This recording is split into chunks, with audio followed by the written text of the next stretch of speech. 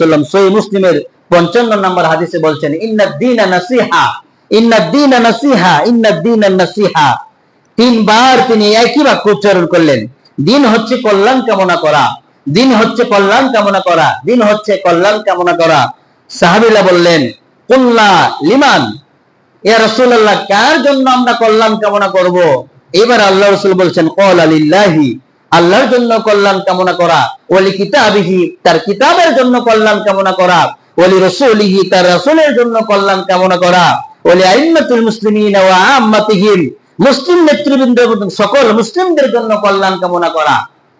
দিন হলো কল্যাণ কামনা করা, অর্থাৎ আল্লাহর জন্য কল্যাণ কামনা করা, এটাই হলো আল্লাহর হক। এই ব্যাপারে শেখ সালেহ আল হুসাইমিন রাহিমাহুল্লাহ বলেন, আল্লাহর জন্য কল্যাণ কামনা করা এখানে দুটি বিষয়কে সম্পৃক্ত করে। একটি বিষয় হলো একনিষ্ঠভাবে আল্লাহর ইবাদত করতে হবে, এটা হলো আল্লাহর কামনা করা, এটা হলো আল্লাহর কল্যাণ কামনা করা। 2 নাম্বার, রব হিসাবে আল্লাহর উপর একত্ববাদের সাক্ষী দিতে হবে যে আল্লাহ একমাত্র রব, ওয়াহদাহু লা শারীকা লা, তিনি একক অদ্বিতীয়, তার কোনো শরীক নেই, তার কোনো সমতুল্য নেই, তার কোনো সমকক্ষ নেই।